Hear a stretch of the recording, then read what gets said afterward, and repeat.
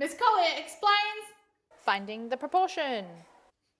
Today, our learning intentions are to understand that finding one number as a proportion of a total generally involves dividing and then converting to a fraction, and to be able to find one value as a proportion or percentage of a total. We will know we are successful when we can find one number as a proportion of a total and a percentage of a total. Today, we're going to learn about expressing a quantity as a proportion. Of course, we have more examples of percentages in everyday life. A bricklayer can mix 4 parts of sand to 1 part of cement to make a dry mortar mix. These proportions can be expressed as fractions and percentages and ratios. Sand is 4/5, which is 80%, and the cement is 1/5, which is 20%. Sometimes we need to know the proportion of a certain quantity compared to the given total of another quantity. For example, we know that the Earth's surface is covered in 70% of water. So the proportion of land on the Earth could be written as 30% or 3/10. This can be done using percentages, fractions, or ratios. Expressing a quantity as a fraction of another is quite easy if you understand fractions. Remember, our numerator is how much we have and our denominator is the whole parts.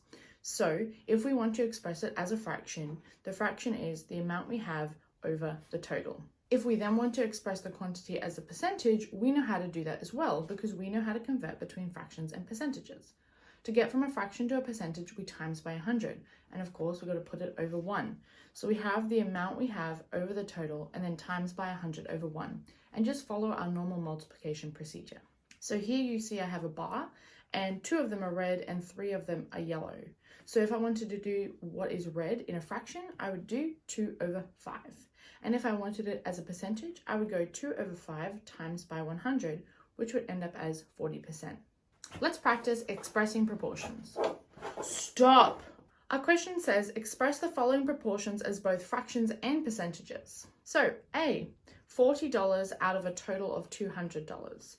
Well, I'm going to do the fraction first, which is what I have. I have $40 out of total $200. I'm now going to simplify. I'm going to divide them both by 40 to give me 1/5. Next, I'm doing my percentage. Now, I could use this simplified fraction of 1/5, but at the moment, we're not going to do that because in most cases, you're not going to first find the fraction and then find the percentage. You're just going to go straight to the percentage or straight to the fraction. So we need to practice going straight to the percentage. So I'm going to use my original fraction of 40 over 200, and then I'm going to times by 100 over 1. 4 times 1 is 4, and then there's 3 zeros, and 200 times 1 is 200. I'm going to divide them both by 200, which gives me 20 over 1, but I don't need to write the 1, so that's 20, and it's a percentage, 20%. B, fraction, 24 green ducks out of a total of 30 ducks. My numerator is 24, because that's how much I have, and my denominator is 30, because that is my total. I'm going to divide them both by 6 to simplify to give me 4/5. Percentage, I'm going to use that original fraction again, 24 over 30 times 100 over 1. 24 times 1 is 24 and 2 zeros, and 30 times 1 is 30. I'm going to divide them both by 10 to get rid of a 0, and I have 240 over 3. How many times is 3 going to 240? Well, that's 80 times, and it is a percentage, so I've got to put my percentage sign. You try expressing these proportions as both fractions and percentages. Let's quickly check these answers. $30 out of a total of $120. The numerator is 30 and the total is 120. I can divide them both by 30 to give me 1/4. Percentage, I'm using my original fraction, 30 over 120, and I'm timesing by 100 over 1. 3 times 1 is 3, 3 zeros, 120 times 1 is 120. I can divide them both by 120 to give me 25 over 1, but I just don't have to write the 1, so I've got 25 and it is a percentage. B, 35 people in a group of 50. My fraction numerator is 35 and my total is 50. I'm now going to divide them both by 5 to give me 7/10. For my percentage, I'm going to use my original fraction of 35 over 50, and I'm going to times by 100 over 1. 35 times 1 is 35, add 2 zeros. 50 times 1 is 50. I'm now going to divide them both by 50 to give me 70 over 1, but I don't have to write over 1, so it's just 70%. Let's practice finding fractions and percentages from parts. So it says a glass of cordial is 1 part syrup and 9 parts water. A, express the amount of syrup as a fraction of the total, and B, express the amount of water as a percentage of the total. So here they haven't actually told us what the total is, they've just told us what the parts are. But we know if I've got 1 part syrup and 9 parts water, I've got 10 parts in total.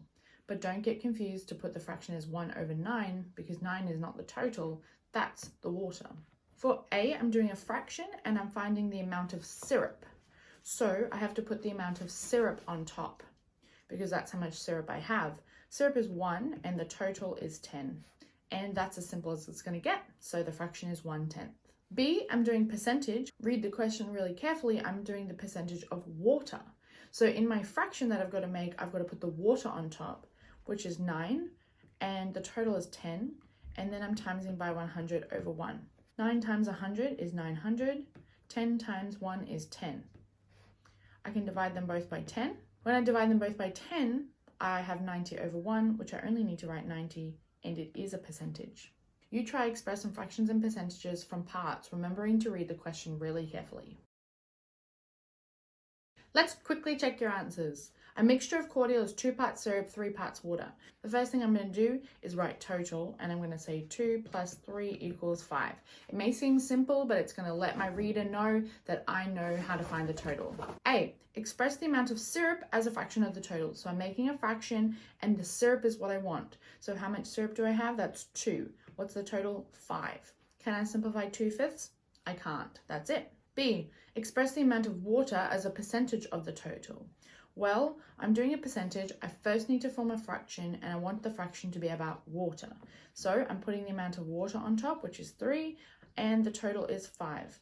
Now I'm timesing by 100/1. 3 times 100 is 300. 5 times 1 is 5.